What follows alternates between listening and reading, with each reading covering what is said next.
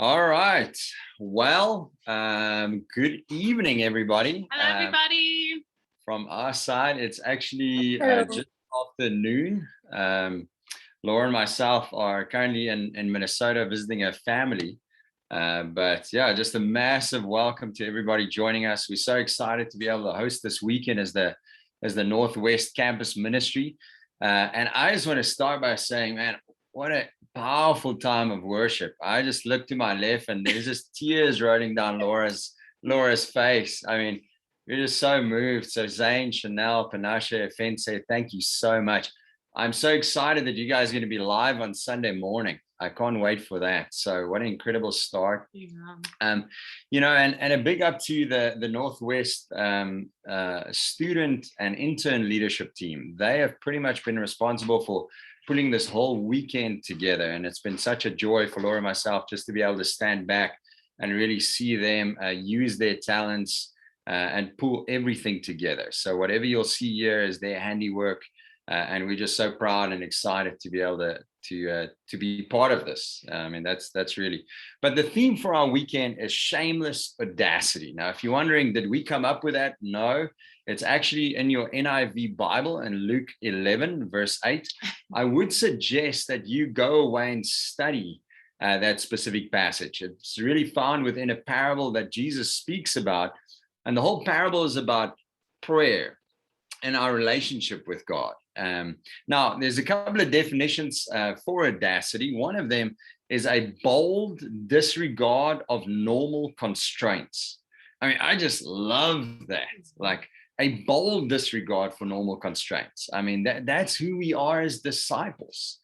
Because of the God that we serve and because of the faith that we have, that we don't really pay attention to normal constraints all that much. Another definition is being, a willingness to take bold risks.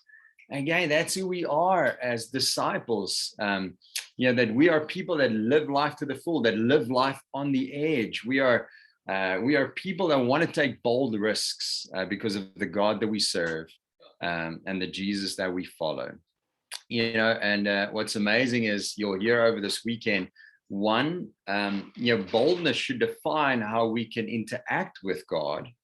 And actual fact, when you study that passage that Jesus speaks about, and then later on in Hebrews chapter 4, it says that we can approach God's throne with confidence. That confidence is boldness, audacity. That's the way that we can approach God, not because of anything that's special in us, but because of who God is and how he feels about us. So you'll hopefully hear that. And then the other thing that you'll hear is that we want to invite you for this to be the spirit with which we live as campus disciples, audacious, to have shameless audacity as we move about.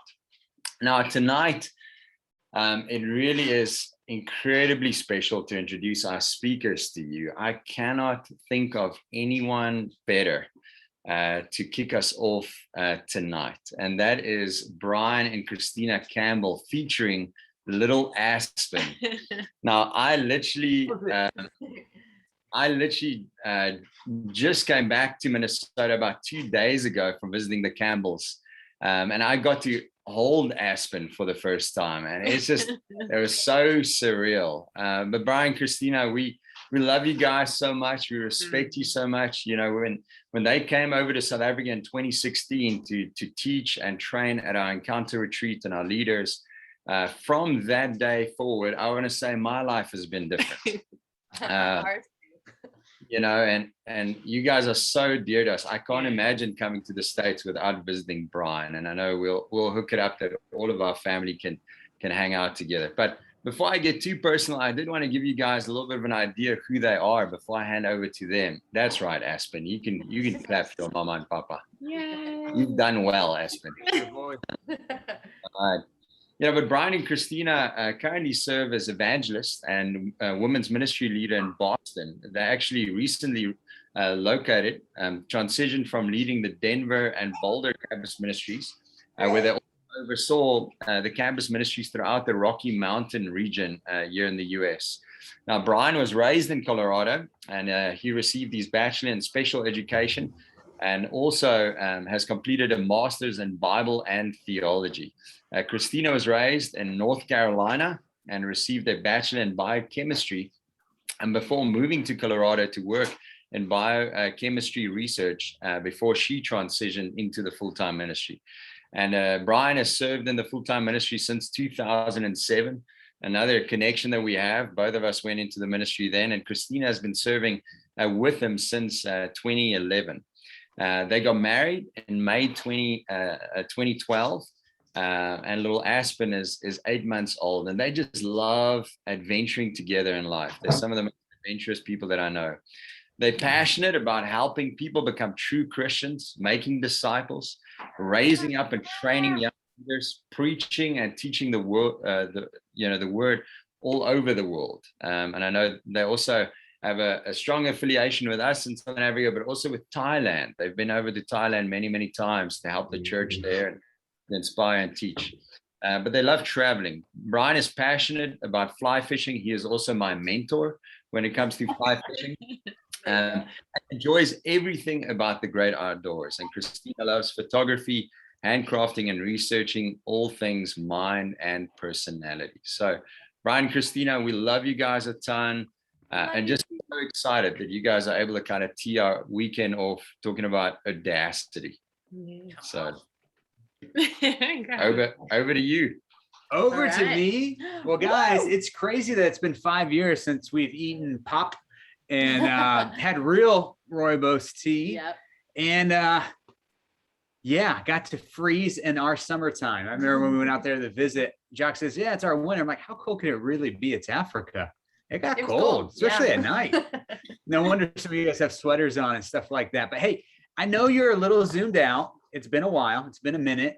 But blow up the chat as I speak, okay? We want you guys to be engaged. Blow it up. You can even make faces of, reactions on there if you want to show your face. But let's get into it, because I think if we start off right tonight, that momentum and energy can continue it through the weekend, which I'm so glad you guys are having this.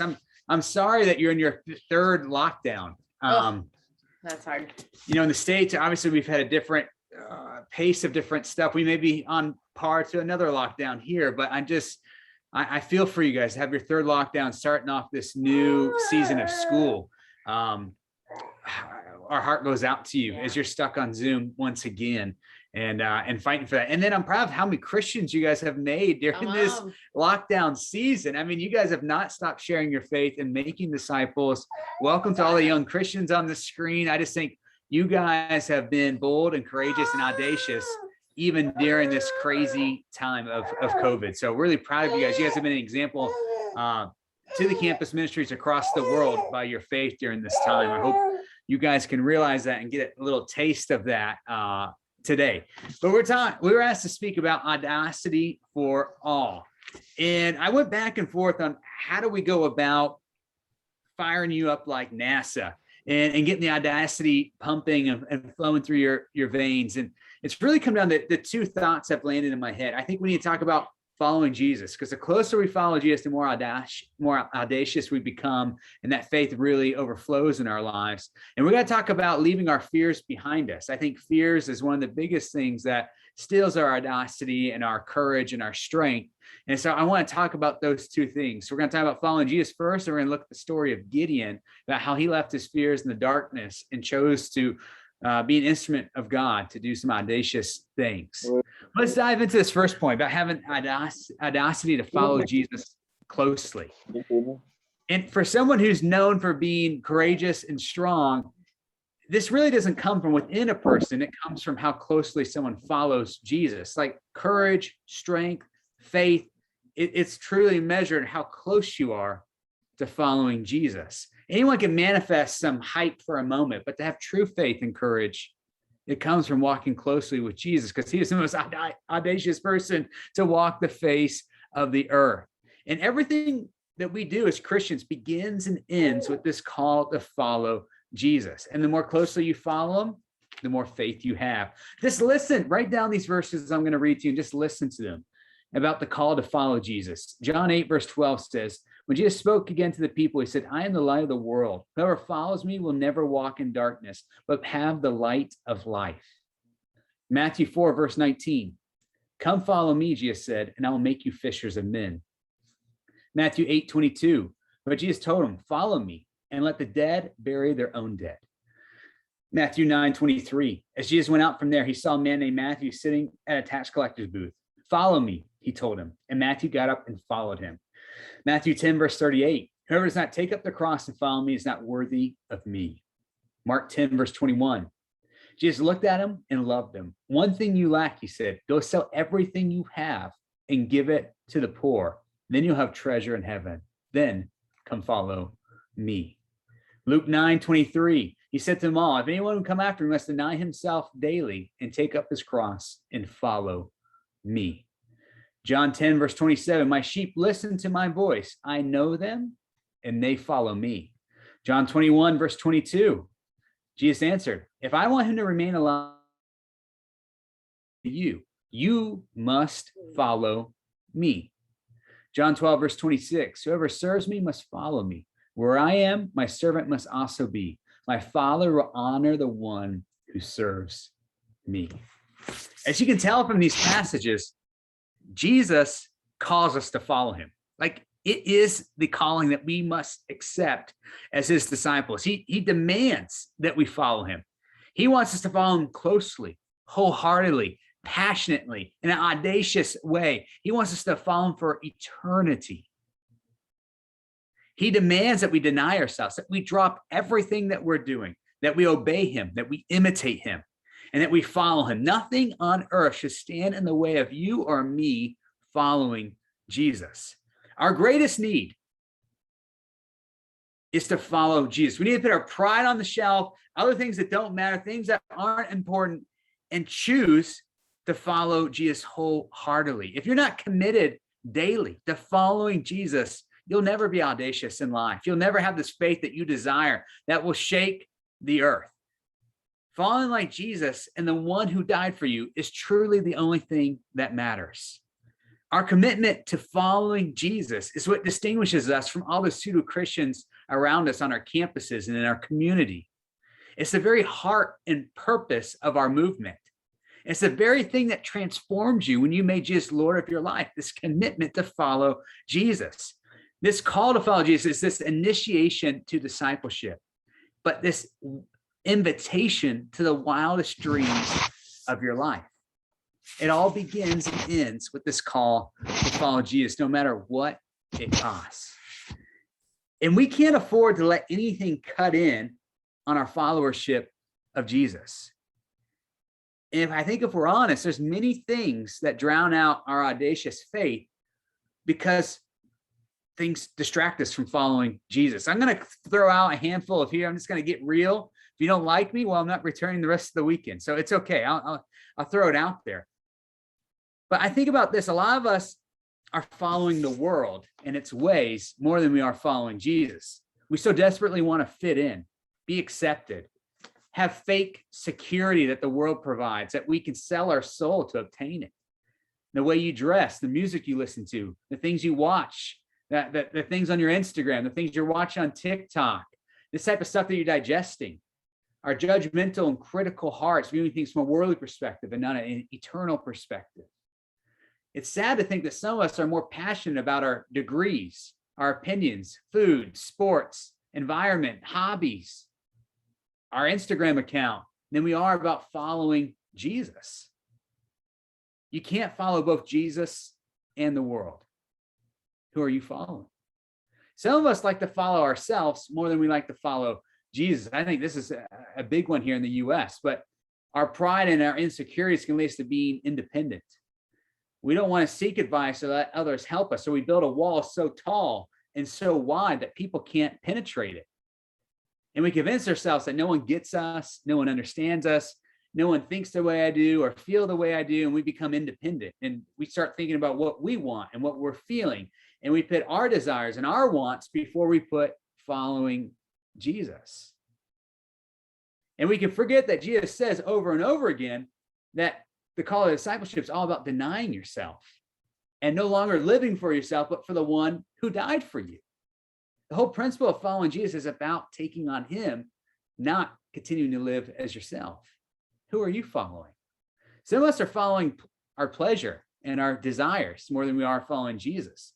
Looking at pornography cripples your connection to God and to people.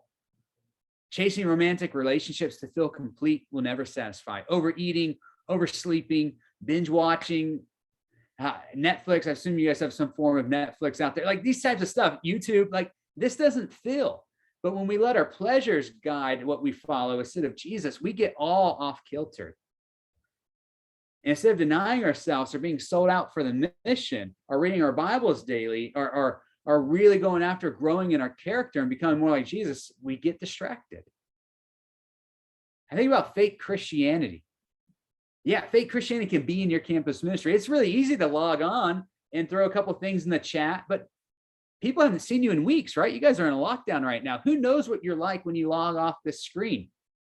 If you're reading your Bibles, if you're staying connected to other brothers and sisters, if you're really being authentic for following Jesus and the truth, or you just kind of putting up a facade. It's so easy to let kind of fake Christianity creep in instead of really following the true Jesus. You know, when we talk about this call to follow Jesus, there's a verse in the Bible that always grips my heart. It's that verse the night Jesus was betrayed. He was captured and he was brought into trial. And it says that Peter followed him, but he followed him at a distance. And we see is that Peter didn't want to give up on Jesus, so he's still following him on the way to his trials, but he didn't want to be close to him. He didn't want to be associated with him. He was afraid. He was scared. And it says that he followed Jesus at a distance. And that distance eventually led to Peter's denial of Jesus. He still wanted to follow him, but not as closely and passionately as he did in the beginning. And he slowly began to distance and drift from following Jesus closely. What about you? How close are you following Jesus? Are you so close that you're bumping into his back? Are you following him from a distance? It's so easy to let distance or a gap begin. It may start in really small ways, like being in your third lockdown, or a really busy, stressful time when you don't have time to read your Bible, or you don't have time to have that good quiet time, or to go share your faith or get involved in that Bible study. It just starts off with something small, but then those small things repeat themselves. And then maybe you dabble back into some old sin. You know how it is. When you dabble back in old sin, you don't want to confess and get open about it. So then your heart grows hard. And before you know it, at least the other things, you're not logging into midweek. You're not joining that D group time.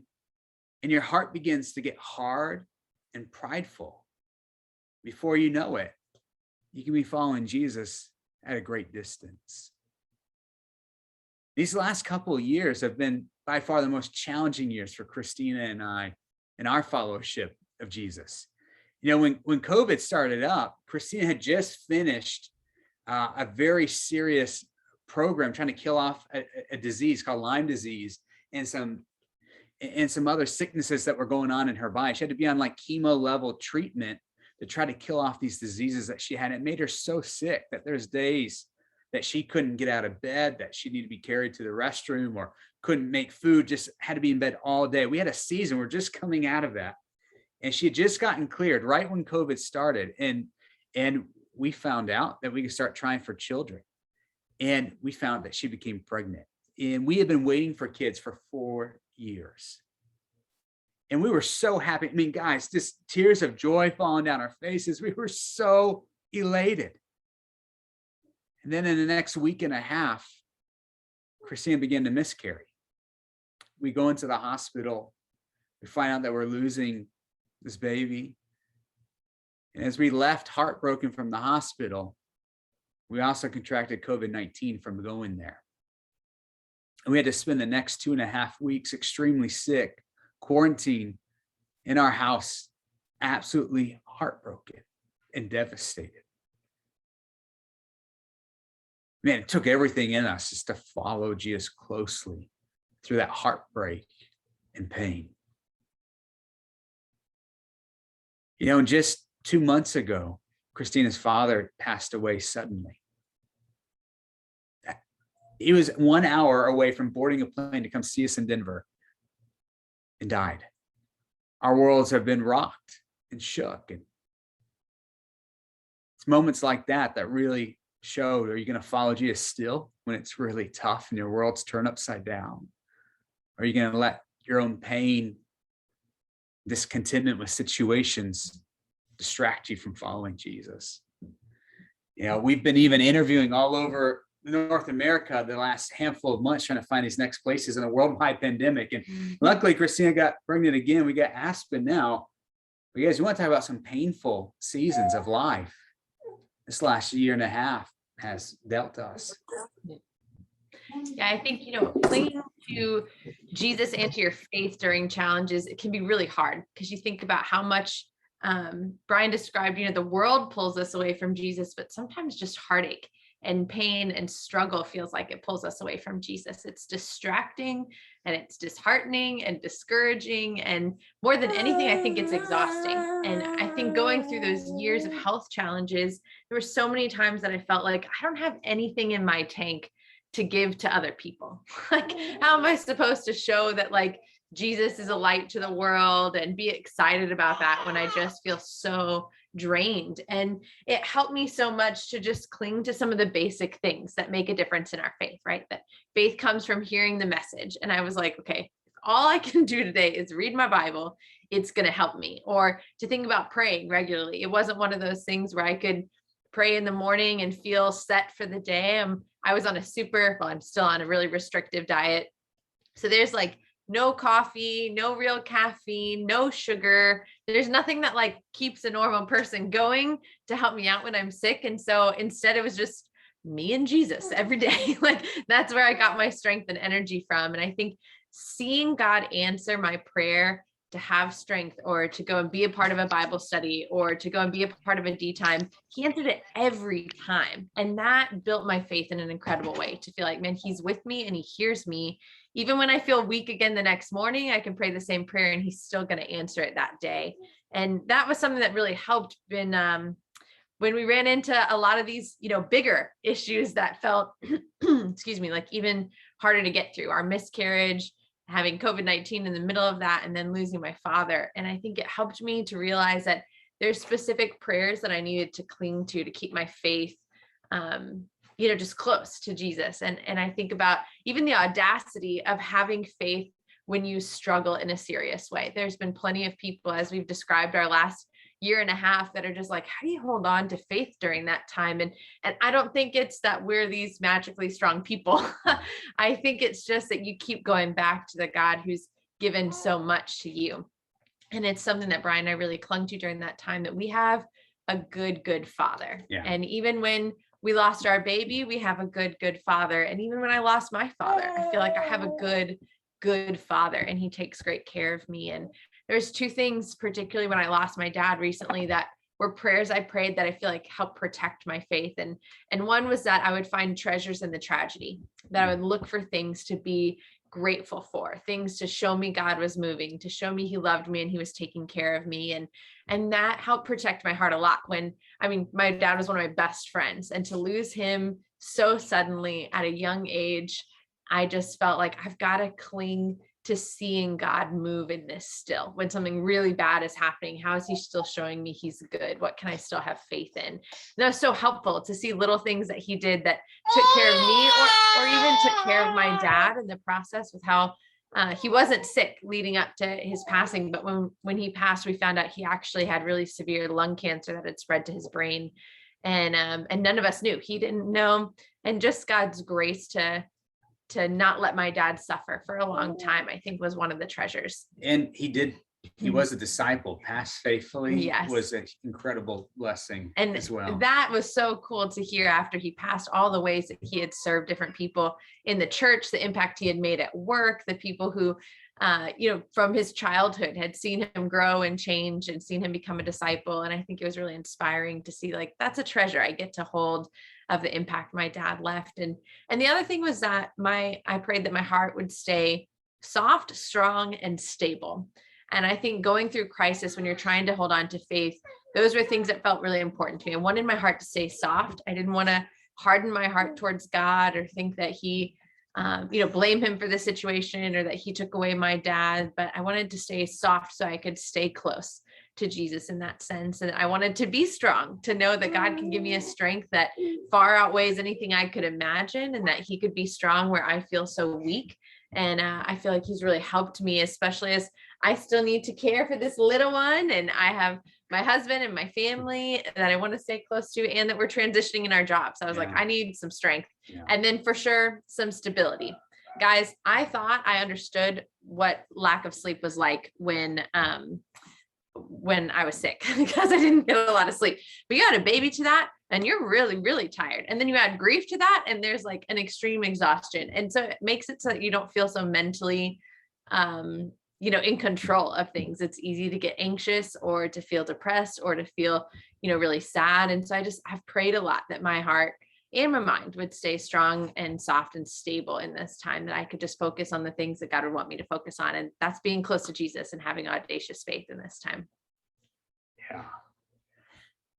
Our little baby juggle is how we do these lessons. The wind has blown, the storm has raged in our lives over this last year and a half. And there's incredible miracles that have happened too. But I think about what we've been through, some of the things you may have gone through in the last year and a half. None of this has been easy. People you've lost, dreams you've lost, things that you thought would be that have been affected.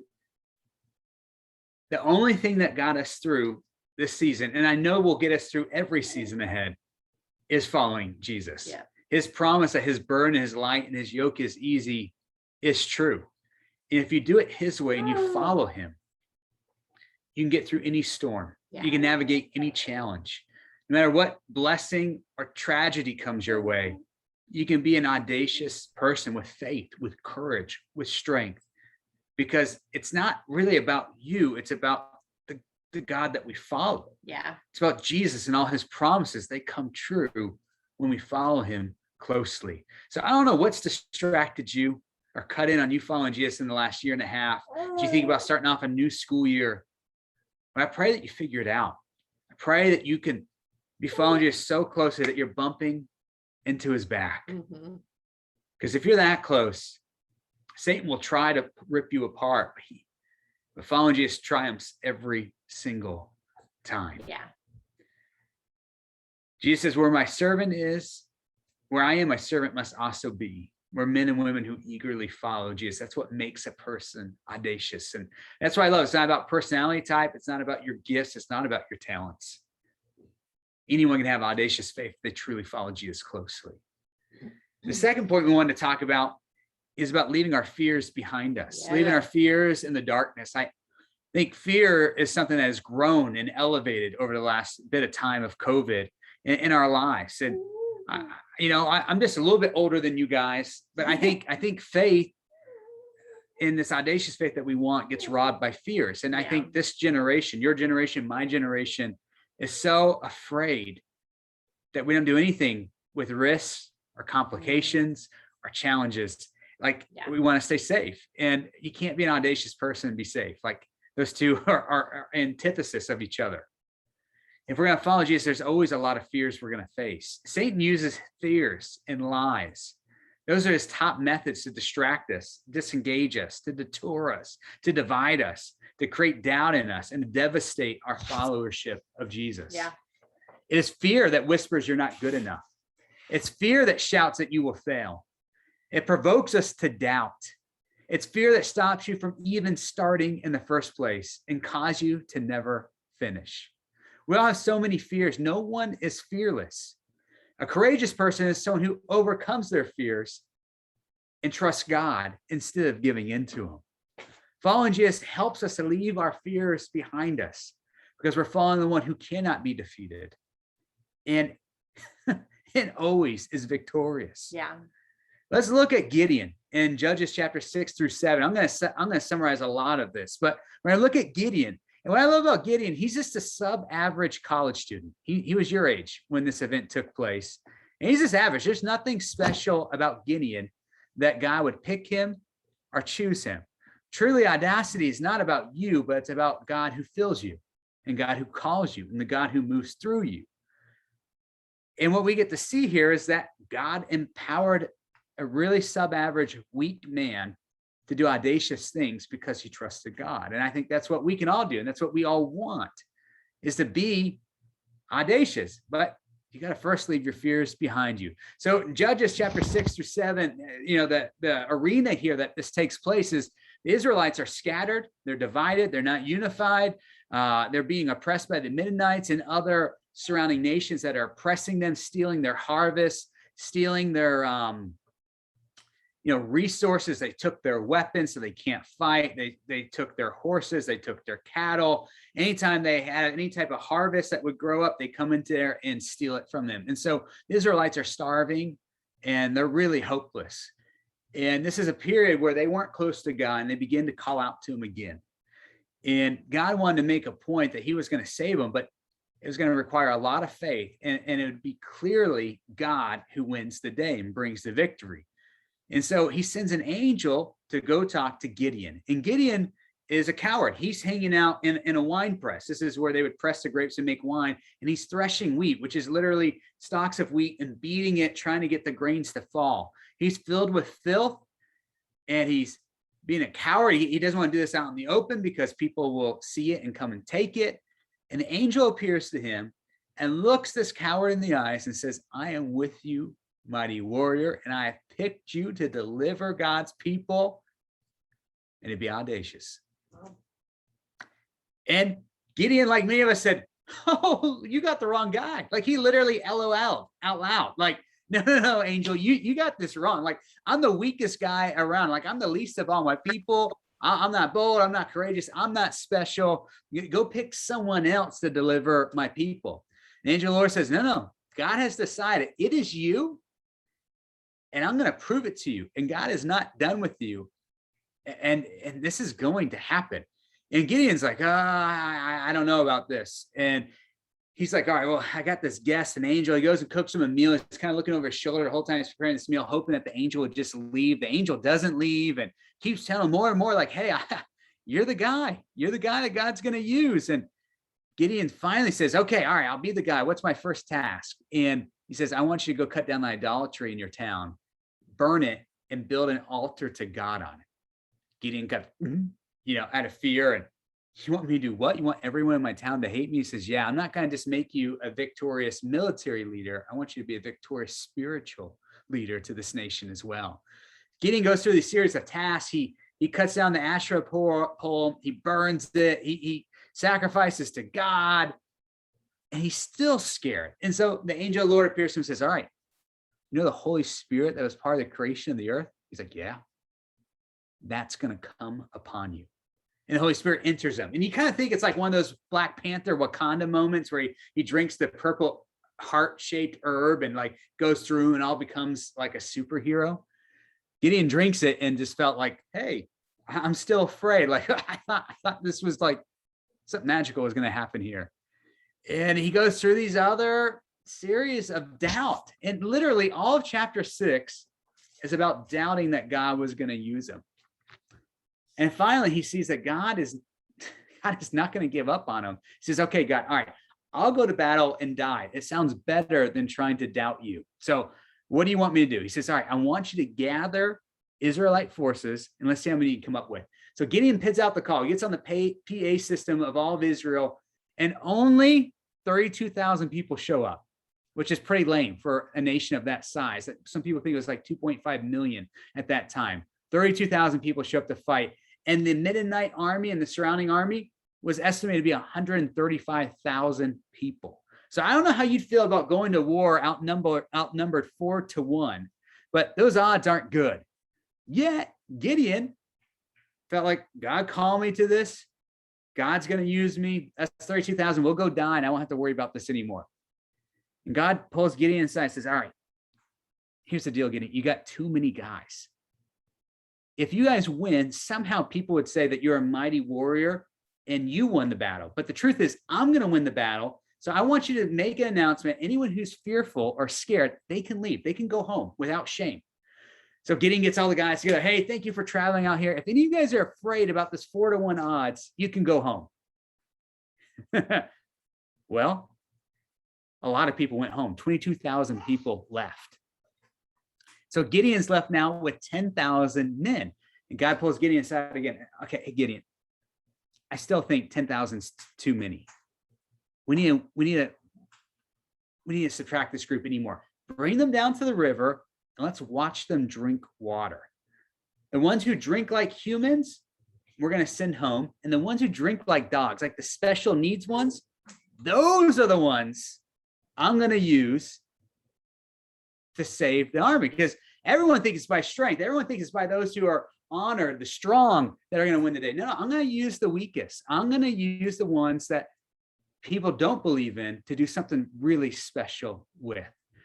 And they go down there, guys, 9,700 drank like normal people do, and 300 drank like dogs did. And God says, those 300, I'm going to use to deliver you against, 135,000. So Gideon at this point, like, I don't know if he's just like mad or really faithful. I don't know what it is, but he's like, all right, God, it's on like Donkey Kong. And, and he's really scared. He's like, how are 300 people going to go against 135,000? And God can see that he was losing faith. He says, all right, Gideon, one more pep talk here. One more pep talk. I want you to take your friend P, and I want you to go down to the Mennonite camp, and they're telling stories about you. And I want you to hear the stories that they're saying. So Gideon and his friend P, they go down to the camp, and they're listening to some of these campfire stories. And Gideon overhears them one after one saying that they had dreams and visions that God raised up a man named Gideon that's going to slaughter them all. Gideon's like listening to this campfire story. He looks at his friend P, he's like, dude, we got a chance. He goes back to camp, audaciously fired up, and he wakes up the entire 300 that were there and says, it's time. It's time to throw down and go to war. And let's pick up here. All right, and all this buildup, okay, to this moment. He gets, we're in Judges chapter 7. We're going to pick up here in verse 19. But he wakes them all up. He says, all right, I know we don't have any swords. I know we don't have any arrows or bows. But what I want you to do is grab a torch and a jar and a trumpet. These three items God has picked for us to defeat 132,000 people. 135,000 people. You ready to go to war? He wakes them all up. And this is what happens. Judges chapter 7, verse 19 through 22. Gideon and 100 men with him reached the edge of the camp, and that beginning in the middle of the watch. Just after they had changed the guard, they blew their trumpets and broke the jars that were in their hands. The three companies blew their trumpets and smashed the jars. Grasping the torches in their left hands and holding in their right hands the trumpets, they blew and shouted, a sword for the Lord and a sword for Gideon. While each man held his position around the camp, the Midianites ran, crying out as they fled. And when 300 trumpets sounded, the Lord caused the men throughout the camp to turn on each other with their swords, and the army fled. Guys, the 300, they surround around the Midianite camp. They have jars over the torches so no one can see it. They rip off the jars, smash it. So it just sounds like 300 jars. And they see all these torches, and they just got the trumpet, do. For the Lord and for Gideon, we're going to slice and dice you. And they start running down the hill. And the Midianite armies, they freak out. And God causes such a confusion amongst them that they start slaughtering each other. And Gideon and his 300 amigos, they're just hanging out watching them kill each other and flee out over the desert. And Gideon's like, guys, God's winning it just the way he said he would. And they start fleeing and they start chasing them. And as daybreak happens, the ones who left, the 22,000 left because they were scared, and the 9,700 they sent home because they drank like normal people, they hear about the fight going on. They circle back. They start fighting the Midianites and slaughtering them. And they chase them all around until all their enemies were killed. What an amazing display of God taking a weak, cowardly man and doing something audacious with him. The biggest condition between God and Gideon was that Gideon had to leave his fears behind him and trust that God was going to do something truly audacious through him, something truly special through him. And God used Gideon, 300 men, to turn about an incredible victory for God's people. What could God do with you if you left your fears behind? What could God do with you if you chose to have audacious faith instead of giving into your fears and insecurities? I think we got to leave our fear of failure behind us. How many victories could have been won in your life if you didn't have the fear of failure holding you back? How many adventures would you have gone on? How many things could have been started in your life or finished in your life if you just left the fear of failure behind? What you got to understand is that God and his people is the classic underdog story. Genesis 1 to Revelation 21, like it is all about God is the victorious one, and he uses the underdog to win the day. So if you feel outnumbered, you're in good company. You feel like the odds are stacked against you, good. So do most of God's people. Like that's okay, because of the God that we serve is greater than whatever odds are against us. It's God that will help you be victorious, not your talents or how awesome you are. We gotta be willing to leave our fears of our emotions behind us. How many emotions that you have felt that just led to paralyzing fear? Imagine how your life would be different if you truly trusted God and what he saw in you and what the Holy Spirit places in you over your anxieties, your fears that hold you back. I imagine those 300 had extreme emotions going on that night. Yet they wouldn't trade those feelings of fear, anxiety, for the amazing deliverance that God provided. Guys, you should feel afraid. You should feel scared. You should feel nervous. But it's not about what you feel. It's about the God who's going to fuel you to victory. It's amazing. What fears do you need to leave behind in the darkness? And I think we have this fear of being alone. Man, if I stand out on faith, if I do this, I'm going to be all by myself. I guarantee you, each man felt alone that night, standing around the midnight camp with a jar, a torch, and a trumpet. And they didn't know how far away the next person was. They didn't know if other people retreated because they were quiet and it was dark. But I tell you what, as soon as that first jar broke, they weren't feeling alone anymore. They felt the courage of 300 men standing to do something courageous. Some of my most trusted friends in the ministry have come during the moments where I felt most alone and outnumbered. Some of God's most powerful miracles he's performed through me as a Christian happened when I felt like my back was against the wall and felt alone. The truth is, you're never alone in God's kingdom, are you? We have ride or die amigos right here on the screen. Jack's one of my ride or die amigos. I know if I'm in a pinch, Jack's got my back. Like, you guys got people that have your back here. You're never alone, but I think this fear of being alone stops us from being audacious. I think the fear of what others think hold us back a lot. What if the 300 were afraid of being labeled as those 300 who drank like dogs? Like, what if they thought that's going to be my legacy? I was one of the guys who drank like a dog. I tell you what, no one cared how they drank water when the Mennonites were slaughtered. Like, they just cared that the victory happened. Guys, being a disciple is countercultural. You are going to stand out. People are going to look at you funny for the way that you live because you're an alien and a stranger out at Wits or Praetorium. Like, you are standing out like a sore thumb. But that doesn't mean it's wrong. Others' thoughts, judgments, and opinions don't matter. The only one that does is God's. Our God uses weak, broken misfits to change the world. God uses the weak to shame the wise.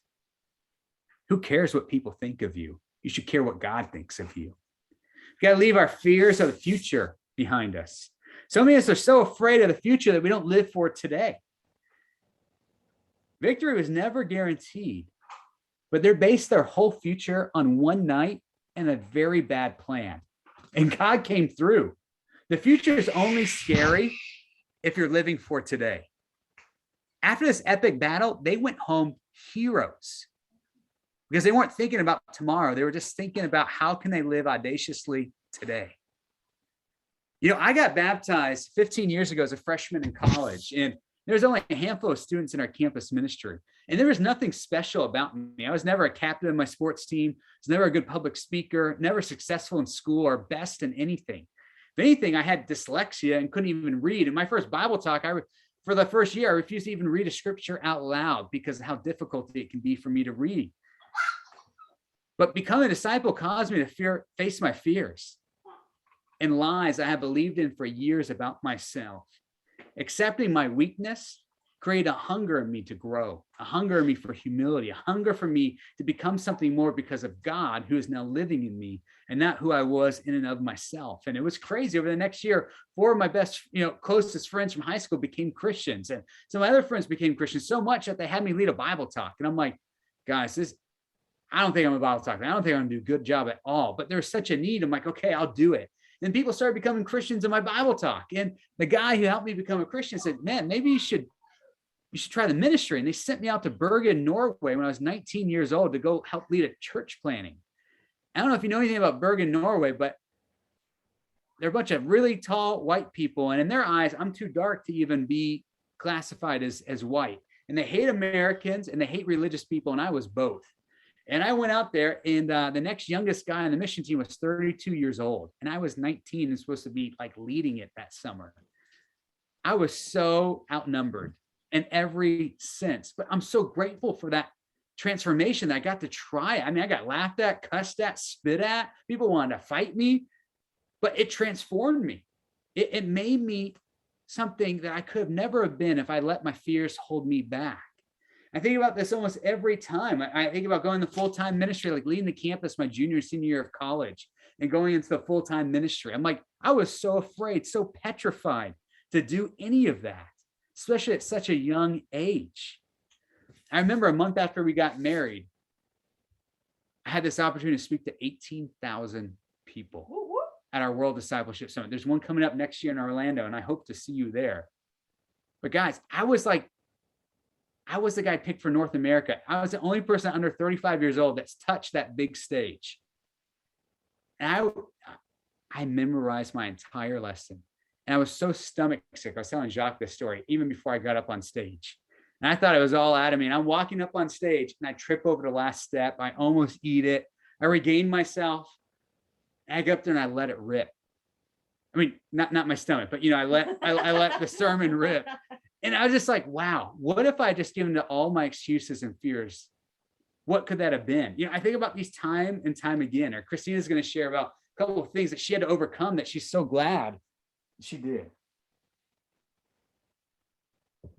Hello again. I love this idea of overcoming our fears because I have been plagued by all the fears that Brian listed: the fear of loneliness, the fear of what people think, the fear of failure, the fear of my emotions. And I feel like those things stack up when you get ready for some big decisions in life, where God really leads you to this point of like, here's a risk you could take if you're willing to trust me and have faith and step out on a limb. And one of those came actually when I met Brian, very conveniently, but I graduated, like Jacques said, with a degree in biochemistry.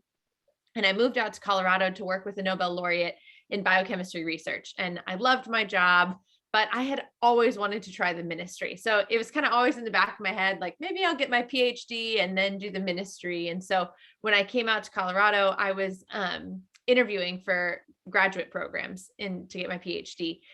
And my whole plan was just to be in Colorado for like 8 months and then go to school and then see what God did after that. And then I met Brian and we hit it off, and he was leading powerfully in the ministry. And then right in the middle of my interviews, his co-leader got let go. And he had already very conveniently set up a date for like a double date for me and him and the leaders of the Denver church at the time to talk about this potential position, which I didn't realize they had totally planned that ahead of time. But we had this conversation, and then all of a sudden I had a big risky decision to make in front of me. And I went to school in the mission team in Clemson, and in the States, when you pay out of state tuition, it is very expensive. So I graduated with like $80,000 US in student loans that I needed to pay back. And the ministry doesn't pay a lot of money. And so I was going through these interviews, and I had gotten full tuition paid opportunities at some of the biggest US schools, and they would offer me another stipend for my research. They would pay me to do research, and I would go to school for free. So I figured this was a great deal because I go to school for free, and then I pay off all my loans, and I graduate with a degree and no debt. And instead, I started thinking about the ministry and going into the ministry with Brian.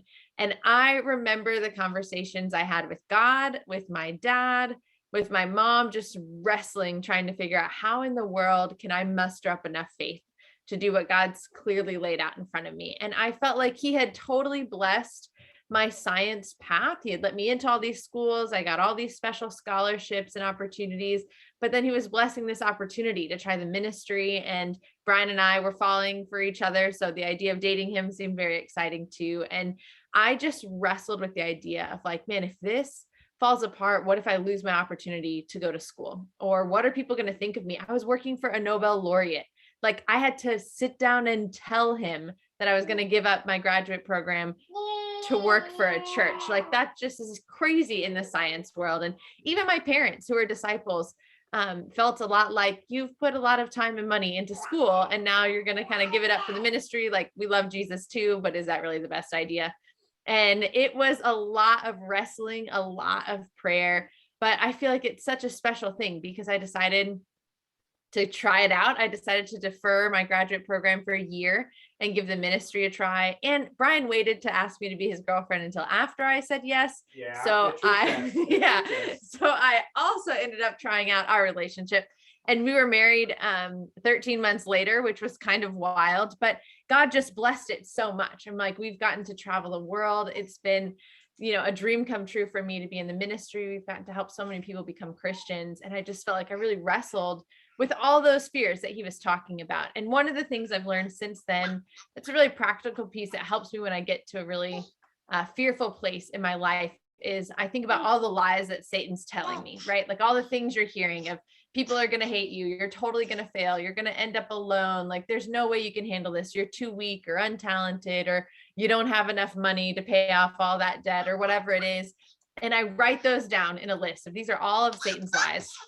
And then next to it, I write a list of all of God's replies with scriptures of like, where does he actually promise me that he's going to take care of me? Where does he promise that he's going to be strong even when I'm weak? Where does he promise that he goes before me and he's set a path already for me? And those things help me to conquer my fears so I can take big risks for God and see what he does in that time. I could trade you. Yeah. So guys, we all know older people who are stuck in fear. You don't want to grow up to be that person. And how you live now determines your future. If you're audacious now, well, then you have a good chance to be that way as you get older. You have to start making decisions now. Quit accepting your fears and settling with your fears, but dare to take those extra steps. It's really not about you, but this great God that we serve that empowers us, that fuels us. The victory is truly his. Audacity is not about what you can come up with as a person, but it's putting yourself in a position that God can use you and mold you into who he's calling you to be. Like, every opportunity in my life, there's so many fears paired with it. And there's many regrets I have because of fears. But man, those times where you put yourself in a situation for God to use you in an audacious way, it's amazing what he does. And you got no better leaders than Jacques and Laura on the screen. I mean, they have inspired Kristina and I, how they have faced their fears with crazy faith. I mean, I just love setting Jacques up for stories. We're hanging out with so many of my friends out here in the States. I'm like, Jacques, tell this story. Jacques, tell that story. Do this. I'm like, you truly have audacious leaders and very special people to imitate in the Joburg church in Southern Africa. And guys, dare to go there. I had other stories to share, but I'm just going to pause here because I've gone too long, and you got a long weekend of Zoom.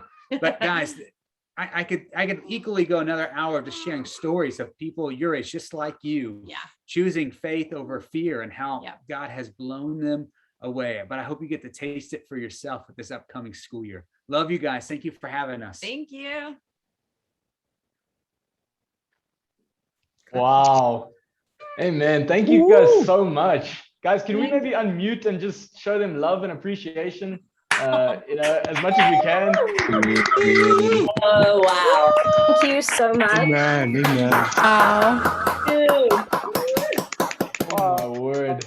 What an amazing way to kick off our weekend. I know I've been informed that you guys are jumping onto another call. So we don't want to keep you if you guys need to leave.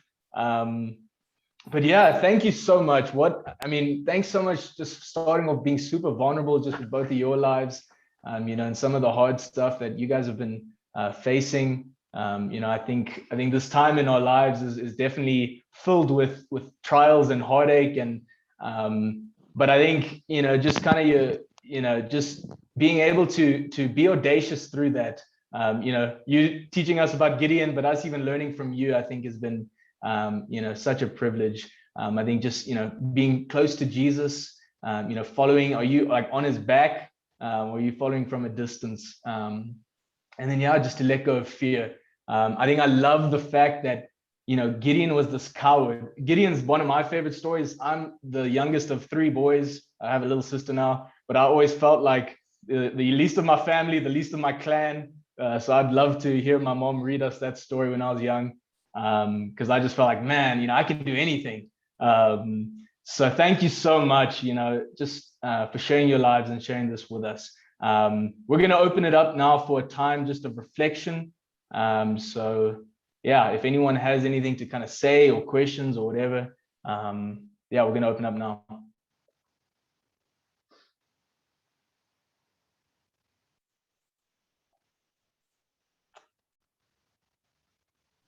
I think Brian, and Kristina, I think you guys have stumped us. There's too much to reflect on here. Yeah, no, it's good. Yeah. Hi, this is Abigail. Can I please share? So I just wanted to firstly say thank you so much. This was phenomenal. I'm very encouraged by your stories, and just your life and your teaching and everything. Very inspired by you, Kristina. Thank you so much for everything that you shared. I don't really have a question or anything, but just really wanted to say thank you for the practicals, just in terms of like, it's not about me. It's not about like what I have or what I can give or what I can do or what I know, but it's about the God I serve and what that God can do through me. And so just thank you so much for that reminder. It's very humbling that it's like, it's not about me. But yeah, thank you. I think that was just phenomenal. We hope to have you guys back soon and just I love that. brains all the time. Thank you so much. Awesome. Thank you. If I can also share. Hi, it's the other Abigail. I also don't really have questions, but I'd also just like to say thank you for the super awesome message. So the Pretoria campus is putting together an African Devo that's happening next week. And that's super exciting, but it's also just super stressful. And I think as we get closer to it, everyone is kind of super stressed. And so actually Wayne, that's on here from Namibia, said something this morning, and he was like, I'm kind of nervous. And yeah, kind of same. So just to hear this and to hear about the faith that Gideon had, and just again to learn from you guys was super encouraging for me. So yeah, thanks. Yeah. Amen. Well, you guys have a great time with the Zieglers. You obviously got Jacques and Laura. You got the Coronados. They're going to be preaching, and then I hear that there's even some of the professionals are going to come back and preach too.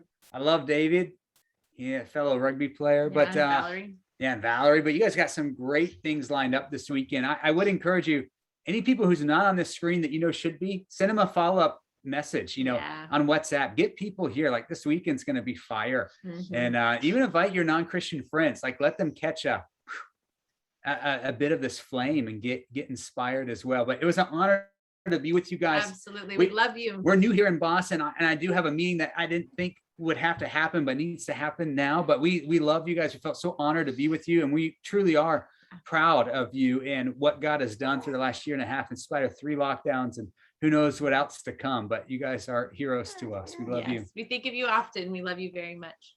Yeah.